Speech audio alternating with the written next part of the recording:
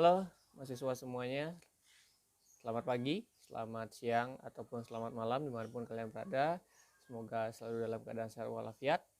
Bertemu lagi dengan saya Pak Jun untuk mata kuliah Layanan Informasi dan Barang atau LIB.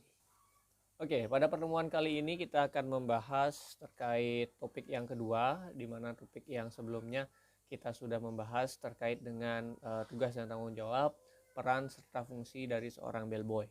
Nah, untuk pertemuan kali ini kita akan membahas atau saya akan membahas terkait dengan kualifikasi dan karakteristik seorang bellboy.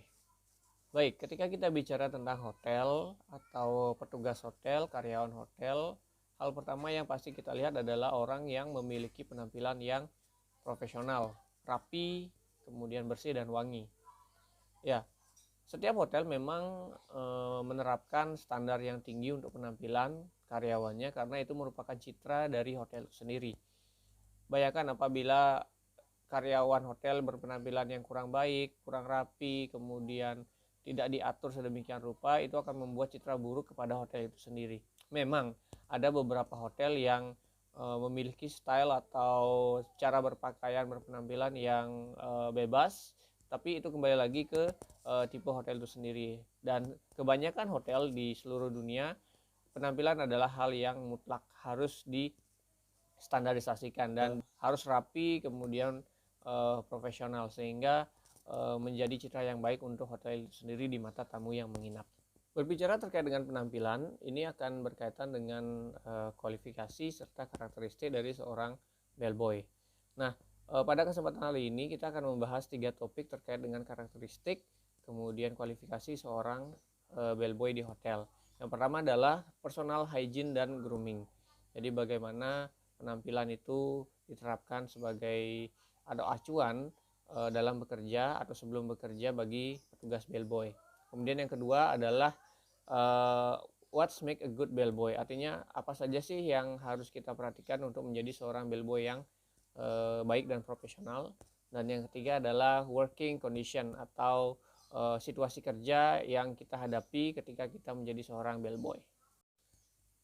Ya, kembali lagi seperti apa yang saya bilang sebelumnya, menjadi seorang petugas hotel, dalam hal ini bellboy, penampilan adalah sesuatu yang harus diutamakan. Apalagi mereka adalah petugas yang paling pertama bertemu dengan tamu yang akan menginap di hotel, karena lokasi kerja mereka yang ada di depan atau di main entrance yang menjadi sorotan utama ketika tamu itu baru sampai di hotel. Nah, kemudian muncul istilah grooming atau penampilan. Nah, apa sih itu grooming sebenarnya? Nah, mungkin kalian di sini sudah pernah tahu sebelumnya bagi anak-anak SMK yang mungkin sudah pernah training atau malah sudah bekerja di hotel terutama, pasti sudah familiar dengan istilah grooming. Apa sih itu grooming? Nah, apa sih itu grooming? Nah, grooming itu merupakan sebuah penampilan atau suatu penampilan yang terjaga dan rapi dari ujung kepala sampai ujung kaki. Ya, sebagai seorang bellboy yang profesional, penampilan yang dimaksud di sini adalah penampilan yang bisa mencerminkan profesi yang Anda lakoni saat ini. Nah, dalam hal ini adalah seorang bellboy. Nah, seorang petugas bellboy harus memiliki grooming yang baik sehingga bisa merepresentasikan dirinya sebagai representatif dari hotel itu sendiri, sehingga enak juga dilihat oleh tamu yang menginap atau tamu yang baru datang untuk check-in di hotel.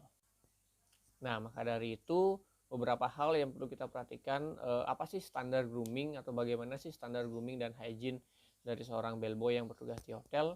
Nah, ini sih bukan hanya di bellboy saja, hampir semua departemen atau semua staf hotel harus memperhatikan grooming ini. Nah, yang pertama itu adalah kita bilang tadi dari ujung kepala atau rambut. Kayak dengan rambut, baik pria maupun wanita harus diperhatikan bagaimana tatanan rambut tersebut. Nah, untuk pria sendiri, mungkin kita udah tahu bersama, potongan rambut itu yang pertama. Nah, potongan rambut seorang pria atau petugas bellboy di sini mungkin dari potongan samping, kemudian atas bawah itu harus rapi, tidak boleh menyentuh daun telinga, bahkan tidak boleh menyentuh kerah baju, kemudian tidak diwarnai, ya disemir dan lain sebagainya, kecuali kalau ada uban silahkan. Tapi seperti yang mungkin kalian pernah lihat, kok ada juga Pak beberapa hotel yang memberikan kesempatan untuk karyawannya mengecat rambutnya. Iya, memang ada, tapi tidak semua. Nah, contoh misalnya Hard Rock Hotel, mereka memang gayanya seperti itu. Nah, itu cara mereka untuk menarik perhatian tamu. Tapi kebanyakan hotel lain tetap memperhatikan hospitality atau berpenampilan dari rambut itu yang rapi, yang sopan, dan tidak diwarnai. Jadi warna aslinya seperti apa. Nah, kemudian bentuknya harus simetris dengan wajah. Artinya jangan seperti apa ya, ya potongannya yang rapi, yang biasa saja. Artinya mencerminkan wajahnya juga, tidak terlalu ke atas atau bahkan tidak terlalu ke bawah. Nah, begitu juga potongan rambut wanita. Ya, untuk wanita di sini nggak mungkin kan wanita dipotong pendek, tapi ada mungkin memang beberapa wanita yang mungkin risih rambut panjang, sengaja dipotong pendek seperti laki-laki. Tidak apa-apa, yang penting itu rapi. Tapi yang memiliki rambut panjang biasanya penampilannya atau rambutnya ini harus di hairnet atau bahkan dicepok seperti pramugari itu juga bisa. Kemudian di hair, kalau enggak mungkin di hairnet sehingga rambutnya nggak kemana-mana. Nah, kemudian hindari menggunakan poni karena itu akan menyulitkan kalian ketika bekerja. Contohnya ketika kita ingin menghadap ke komputer, kemudian poni kita jatuh dan dengan apa namanya tidak sengaja pasti akan kita mengibaskan poni. Nah, semakin poni itu jatuh terus kita mengibaskan, nah itu akan mengganggu kita dalam bekerja. Jadi sebisa mungkin tidak menggunakan poni atau poninya bisa dijepit pakai jepitan rambut sehingga tidak menjuntai dia ke bawah. Kemudian sama juga rambut tidak diwarnai, artinya warna alaminya seperti apa itu yang digunakan. Jadi itu yang pertama terkait dengan rambut ya. Nah, bagi pria juga usahakan untuk menyisir rambutnya dan menggunakan gel sehingga rambutnya tidak berantakan ke sana kemari. Boleh, kalau sekarang kan masih banyak yang pakai pomade jadi lebih tahan lama. Begitu juga wanita, silakan kalau memang menggunakan vitamin rambut alangkah lebih bagusnya sehingga rambutnya terlihat rapi dan mengkilat seperti itu. Nah, setelah rambut di sini kemudian yang kedua ada perhiasan. Pak, boleh nggak pakai perhiasan di hotel? Boleh, tapi dibatasi. Nah, maksudnya pembatasan di sini adalah ini bagi wanita maupun laki-laki tidak terlalu menggunakan perhiasan yang berlebihan karena kembali lagi kita di sini bekerja untuk melayani tamu, jadi kita tidak boleh berpenampilan lebih dari tamu itu. Itu loh. Contoh misalnya yang wajib atau biasa dipakai atau boleh dipakai saat bekerja adalah jam tangan. Nah, ini juga penting bagi kita untuk melihat waktu. Kemudian yang kedua, kalau yang sudah menikah mungkin punya cincin pernikahan itu juga biasa, silakan dipakai. Kemudian apa namanya ya, perhiasan lainnya seperti kalung. Kalau misalnya kalian pakai kalung boleh saja tapi invisible atau invisible, jadi jangan dikeluarkan kalungnya, kalau masih di dalam sih nggak apa-apa. Kemudian nah, anting-anting itu sendiri boleh bagi wanita terutama ya, jadi boleh menggunakan anting-anting tapi bukan anting-anting yang sifatnya berlebihan, mungkin yang kecil atau anting-anting yang memang dipakai dari sejak kecil silahkan, asalkan tidak berlebihan. Misalnya memakai anting-anting yang panjangnya sampai sebahu, itu berlebihan namanya, itu kalau bisa jangan. Nah, itu tadi terkait dengan perhiasan. Selanjutnya adalah kebersihan kuku dan tangan, ini berkaitan dengan hygiene dan sanitasi. Nah, di masa pandemi saat ini kita diwajibkan atau dihimbau untuk sering-sering cuci tangan. Ya, betul sekali, karena kita tidak pernah tahu tangan kita ini habis itu apa, kemudian ada bakteri, kuman atau virus di tangan kita sehingga memungkinkan untuk menyebar ke orang lain. Nah, di sini wajib sekali hukumnya ketika kalian bekerja, ketika mengambil barang atau melakukan aktivitas yang menggunakan tangan, setelah melakukan aktivitas ya dicuci tangannya sesuai dengan step-step untuk pembersihan tangan yang 20 detik itu. Kemudian untuk kuku juga sama. Nah, jadi untuk di hotel sama sekali tidak diperkenankan untuk menggunakan atau memelihara kuku panjang ya, itu akan mengakibatkan juga kesulitan dalam bekerja, kemudian juga tidak etis kelihatan di hadapan tamu. Nah, sebisanya potong kuku secara rutin, kemudian dilarang juga untuk mengecat kuku dengan warna-warna yang mencolok ya. Mungkin kalau misalnya dicat seperti warna asli kuku itu juga sendiri nggak apa-apa, tapi kalau warnanya yang berwarna-warni itu juga tidak diperkenankan karena itu akan membuat apa ya, kesan dari tamu itu menjadi tidak bagus.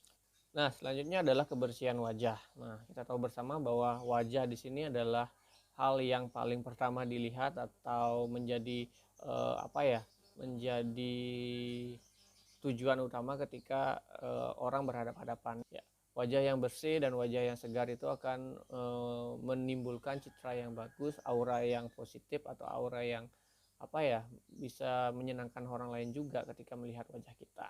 Nah, beberapa hal terkait dengan wajah yang perlu diperhatikan di sini adalah wajah ini keseluruhan ya, dari muka kita, mulai dari mata, kemudian hidung sampai mulut juga dan telinga. Nah, di sini hal yang perlu diperhatikan yang pertama adalah terkait dengan kumis, kemudian jambang atau jenggot itu bagi pria terutama itu tidak diperkenankan.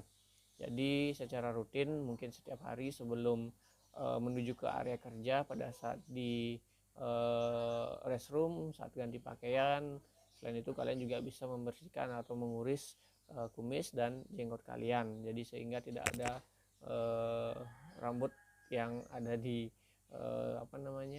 di bawah ataupun di bibir kalian.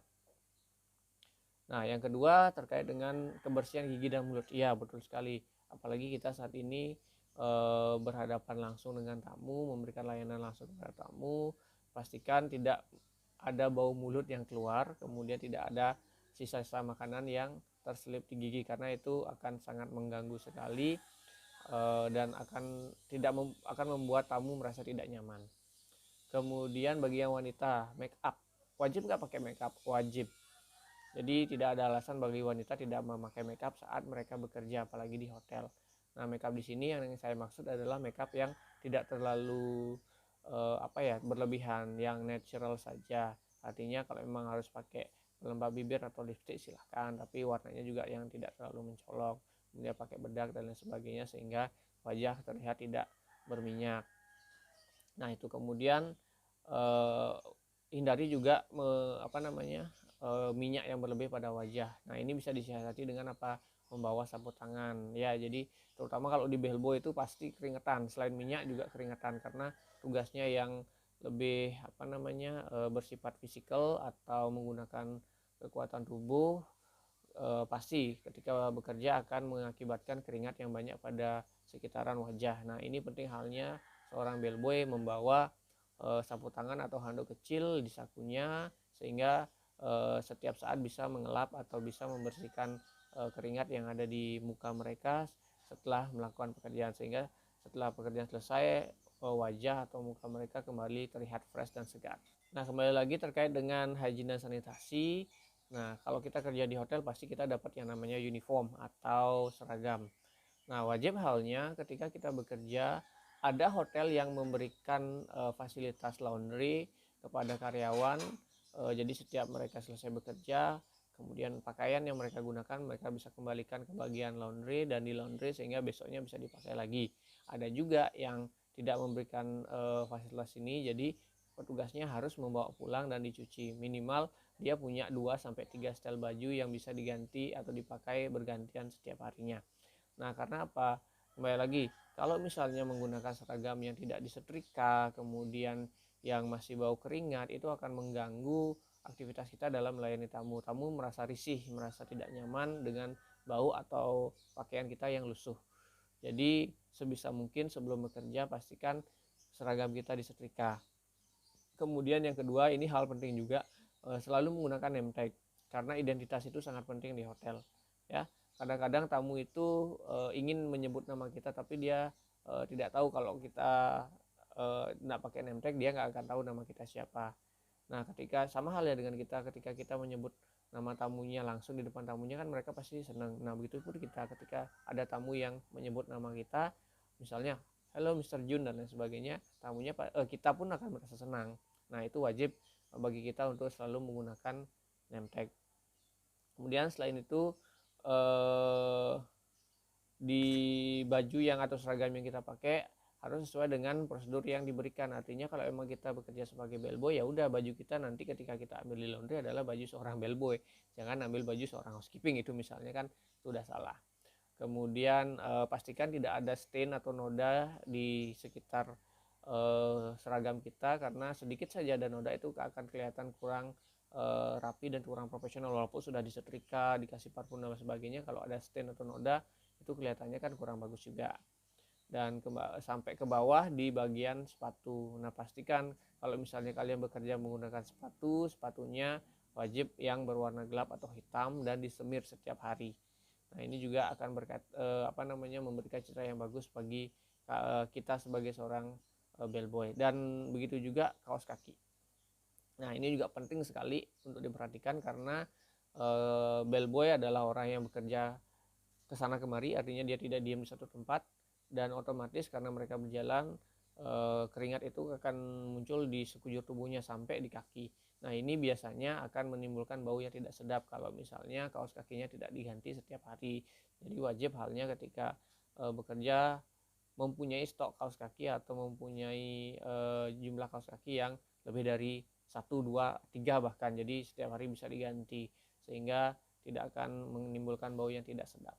Nah, ketika kita sudah berpenampilan yang rapi, seragam yang baik, kemudian potong rambut yang sudah disisir dan sebagainya. Nah, hal yang penting lainnya adalah kita harus mengatur atau kita bisa mengontrol bau badan kita sendiri. Kadang-kadang ada orang yang memang baru keringetan sedikit tuh bau badannya udah sangat mengganggu sekitar. Nah, ada juga yang memang tidak. Nah, yang bau badannya cepat keluar ini harus ditanggulangi secara benar. Jadi bagaimana kalian mandi, kemudian mungkin kalian harus bawa parfum kemana-mana sehingga ketika kalian bekerja bau badan kalian itu tidak mengganggu tamu atau rekan kerja yang kita ajak bekerja saat itu. Nah, cara mandi ini penting juga. Jadi sebelum bekerja itu pastikan kalian mandi, itu loh yang pertama.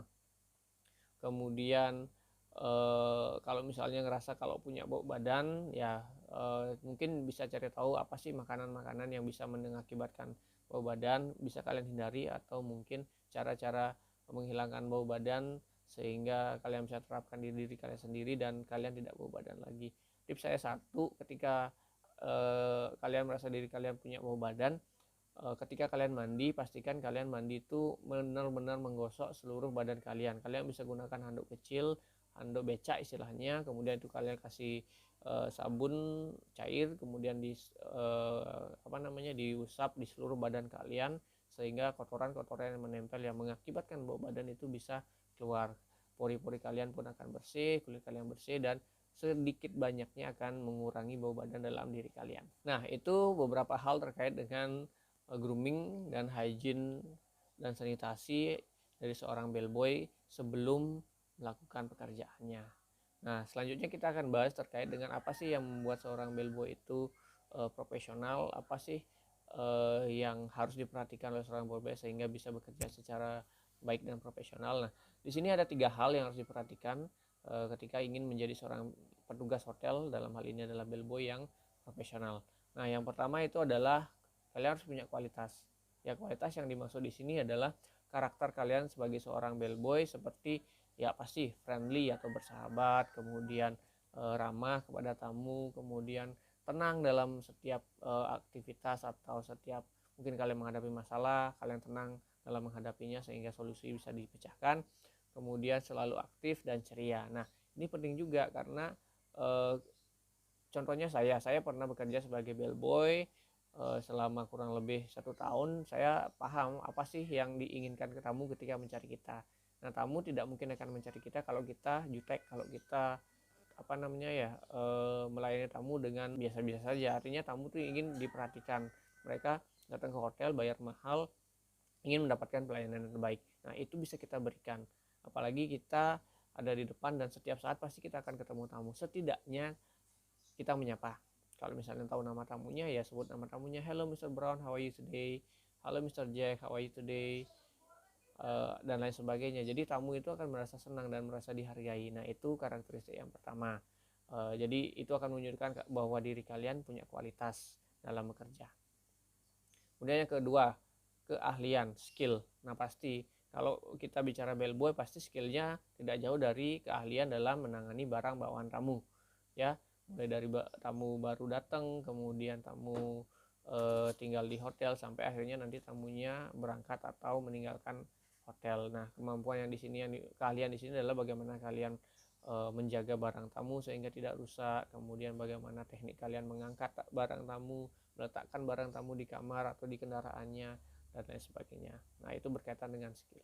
Dan yang ketiga itu adalah pengetahuan atau knowledge. Nah, tidak bisa dipungkiri juga kalian sebagai seorang bellboy harus punya pengetahuan yang luas terkait dengan produk knowledge dari hotel kalian. Misalnya fasilitas yang ada di hotel kalian, event yang ada di hotel kalian. Bahkan tidak hanya terbatas di dalam hotel saja. Wajib halnya kalian harus tahu juga berbagai informasi terkait dengan hal-hal yang ada di luar hotel. Contoh, atraksi wisata yang ada di tempat kalian. Mungkin kalau kita di Bali kan banyak tuh, mungkin apa ya yang famous, yang terkenal, yang harus kalian tahu sehingga kalian bisa sarankan kepada tamunya untuk datang ke sana. Kemudian terkait dengan transportasi juga, atau tempat makan yang ada di sekitar hotel kalian. Nah, jadi itu. Jadi ada 3 hal penting yang harus kalian perhatikan ketika kalian ingin menjadi seorang petugas bellboy yang profesional. Yang pertama adalah kualitas, kemudian skill atau keahlian, dan pengetahuan. Ya. Oke, tadi itu sudah kita bahas bersama terkait dengan apa yang harus diperhatikan untuk menjadi seorang bellboy yang profesional.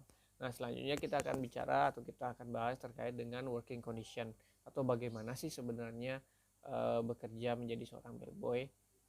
Nah, seperti petugas hotel pada umumnya, ketika kita bekerja di hotel pasti kita akan bekerja sesuai dengan shift. Apalagi kita yang berada di operasional. Nah, sedikit saya bahas terkait dengan operasional dan back office. Kalau orang-orang yang bekerja di operasional itu adalah orang-orang yang bertemu langsung dengan tamu. Contoh misalnya front office yang setiap hari ketemu dengan tamu, kemudian F&B service juga ya, berkaitan dengan pelayanan makanan dan minuman, dan setiap hari pun ketemu dengan tamu. Kemudian housekeeping, berkaitan dengan kebersihan. Nah, ketiga departemen ini adalah sering dibilang istilahnya front of the house, karena mereka setiap hari berhadapan langsung deal dengan tamu. Begitu juga ada yang back of the house, contoh misalnya accounting, kemudian HR atau human resource, kemudian engineering, dan lain sebagainya. Itu yang back of the house. Jadi mereka tidak berhadapan langsung dengan tamu setiap harinya. Tapi keseluruhan ini harus menjalani suatu kerjasama sehingga bisa memberikan pelayanan yang terbaik kepada tamu selama tamu itu menginap. Jadi koordinasi antar departemen ini sangat penting. Oke, kembali lagi ke working condition atau situasi kerja dari seorang bellboy itu sendiri. Nah, yang pertama adalah shift kerja. Semua staff yang bekerja di operasional itu kerjanya dalam bentuk shift. Nah, shift kerja ini dibagi ke dalam beberapa bagian ya. Ada morning shift, kemudian afternoon shift, kemudian night shift, dan middle shift. Jam kerja pun berbeda. Beberapa hotel menerapkan jam kerja 8 jam kerja, dan banyak hotel juga yang menerapkan jam kerja 9 jam kerja. Apa bedanya? Hanya batas waktunya saja, tidak ada bedanya. Dari segi pekerjaan pun sama. Biasanya hotel-hotel besar bintang 5 dan seterusnya itu menerapkan jam kerja yang 9 jam. Nah, yang menjadi perbedaan adalah kalau 8 jam kerja itu kerjanya 6 hari, 1 hari libur. Kalau 9 kerja dia kerjanya 5 hari, 2 hari libur. Jadi itu yang menjadi perbedaan utamanya. Dari segi pekerjaan sih sama saja, tidak ada bedanya. Oke, terkait dengan morning shift, jam berapa sih morning shift? Setiap shift itu mulai pekerjaannya. Yang pertama, kalau morning shift dia mulai dari jam 7 pagi. Kalau yang 8 jam, jam 7 sampai jam 3. Kalau yang 9 jam, jam 7 sampai jam 4. Kemudian kalau afternoon shift, kalau yang 8 jam dia mulai jam 3 sampai jam 11 malam. Kalau yang afternoon shift bisa jam 3 mulai sampai jam 12 malam. Kemudian kalau yang night shift itu mulai jam 11, kalau yang 8 jam sampai jam 7 pagi. Kalau yang 9 jam ya jam 11 sampai jam 8 pagi. Seperti itu kan. Kemudian ada middle shift. Nah, middle shift ini apa? Nah, kalau di middle shift dia biasanya pengganti. Kalau middle shift itu pasti kebanyakan di siang hari, jam 11 sampai jam 7, atau jam 12 sampai jam 8, dan seterusnya. Nah, biasanya middle shift ini pengganti untuk break time. Jadi yang tadinya masuk pagi ketika shift middle-nya ini datang akan digantikan oleh yang masuk middle, dan yang masuk pagi bisa istirahat makan siang. Begitu juga yang sore, ketika yang sore datang, yang middle bisa makan, kemudian ketika jam makan malam yang middle menggantikan, kemudian yang sore bisa makan siang dan seterusnya. Jadi itu. Nah, apa sih pekerjaan dari seorang bellboy ketika setiap shift? Apakah berbeda? Ada sedikit perbedaan di sini biasanya ya. Kalau bellboy yang masuk pagi atau morning shift, biasanya dia lebih banyak menghandle tamu check out atau tamu yang akan meninggalkan hotel. Kemudian kalau yang afternoon shift, biasanya kebanyakan adalah menghandle tamu yang akan check in. Kenapa demikian? Karena jam check in dan check out itu berbeda. Kalau jam check out adalah sebelum jam 12 siang, jadi otomatis sebelum jam 12 siang banyak tamu yang akan check out. Jadi itu masih ranahnya adalah morning shift. Kemudian kalau yang check in itu baru jam 2 siang. Nah, jam 2 siang ini biasanya check innya tamu itu kebanyakan check innya malam-malam. Jadi kebanyakan yang afternoon shift itu tugasnya adalah handle tamu yang check in seperti itu. Kalau night shift seperti apa? Apakah dia nggak punya kerjaan karena udah malam nggak ada yang check in dan check out? Biasanya ada yang late check in. Bukan late check in sih, check in itu nggak pernah late. Biasanya ada tamu yang kedatangannya tuh late gitu loh. Artinya bisa sampai jam 12 baru datang, jam 1, bahkan saya sendiri pernah nungguin tamu sampai jam 3 pagi baru datang untuk check in. Nah, jadi itu fungsinya dari yang petugas di malam hari, selain juga membantu security untuk menjaga sekitar hotel itu sendiri. Nah, bagaimana kalau yang middle shift? Nah, middle shift ini menyesuaikan lagi. Kalau misalnya dia masuknya jam 11, berarti dari jam 11 sampai jam 3 itu dia masih membantu untuk handle tamu yang akan check out. Kemudian kalau dia lewat sampai jam 7, sebelum jam 7 dia membantu tamu yang akan check in dan seterusnya. Nah, utamanya sih dia sebagai pengganti untuk teman-temannya bisa istirahat makan siang ataupun makan malam. Nah, itu tadi pembahasan terkait dengan shift kerja. Nah, kemudian kita akan membahas terkait dengan bagaimana sih sebenarnya situasi kerja dari bellboy itu sendiri ketika mereka bekerja di setiap shiftnya. Nah, hal yang paling penting yang harus kalian tahu adalah pekerjaan ini membutuhkan tenaga fisik yang lebih banyak. Ya, jadi tidak seperti reception atau reservasi yang hanya duduk saja di office-nya kemudian menerima tamu dan kebanyakan menggunakan komputer. Kalau di bellboy tidak. Jadi di bellboy fisik adalah hal yang utama karena berkaitan dengan menangani barang bawaan tamu yang harus diangkat, kemudian dibawa ke kamar dan lain sebagainya. Jadi fisik harus fit, jadi harus kuat juga untuk angkat-angkat barang tamu. Nah, kemudian yang harus kalian ketahui juga kalau di bellboy itu atau di petugas hotel itu, di front office terutama, kalian akan jarang bisa duduk ya, karena kebanyakan pekerjaannya adalah berdiri dan berjalan.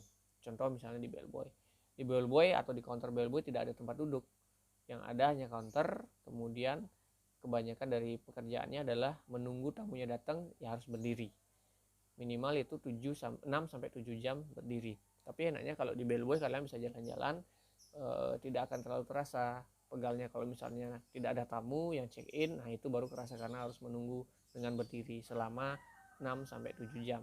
Kenapa itu? Karena 1 jamnya dipotong untuk istirahat. Nah, istirahat ini bisalah kalian gunakan untuk duduk dan sebagainya. Kemudian kembali lagi ke fisik, karena di sini harus ngangkat barang, jadi ada teknik tersendiri yang harus kalian kuasai. Tidak sembarangan kalian bisa ngangkat barang, apalagi barang yang bobotnya berat, kemudian size-nya besar. Kalau misalnya kalian tidak menggunakan teknik yang tepat, itu akan mencederai kalian dalam bekerja, dan itu tidak disarankan. Jadi perhatikan bagaimana teknik mengangkat atau menempatkan barang pada troli atau pada mobil tamu. Nah, nanti kita akan jelaskan. Saya akan jelaskan pada pertemuan yang akan datang. Nah, kemudian bellboy itu sendiri tidak hanya bekerja di dalam hotel saja loh. Mereka juga bisa bekerja di luar hotel. Nah, kapan mereka bekerja di luar hotel? Ketika contoh misalnya ada tamu yang minta jemputan. Jadi bellboy bisa datang ke airport untuk menjemput tamunya. Jadi ini kan sudah di luar dari hotel, tapi masih merupakan tugas hotel. Jadi bisa keluar dari hotel, jemput tamu ke bandara, balik lagi ke hotel. Nah, setidaknya bisalah kalian keluar sebentar untuk ya refreshing untuk melepas penat pekerjaan di hotel.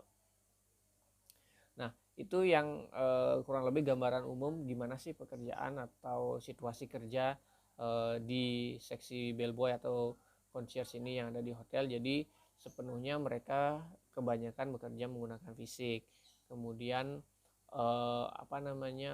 tidak akan banyak waktu untuk duduk, jadi kebanyakan akan berdiri. Jadi kalian bisa bayangkan bagaimana rasanya untuk berdiri selama 6-7 jam nonstop. Tapi jangan khawatir, memang di awal-awal ini akan terasa sangat berat sekali. Saya juga pernah merasakannya. Kaki pegel, ya pasti. Kemudian kesemutan sudah pasti. Tapi setelah nanti seminggu, 2 minggu, bahkan sebulan lewat, itu akan sudah terbiasa. Jadi rasa sakit itu tidak akan terasa lagi karena sudah terbiasa. Ada pepatah bilang bisa karena biasa, ya. Karena membiasakan diri untuk terus berdiri dan berjalan, nah semua hal itu tidak akan terasa setelah kita terbiasa. Oke, itu tadi pembahasan terkait dengan karakteristik kemudian klasifikasi dari seorang bellboy. Semoga kalian bisa paham dengan apa yang saya sampaikan. Apabila ada hal-hal yang mungkin kalian kurang pahami, kalian bisa drop komentar kalian di forum diskusi.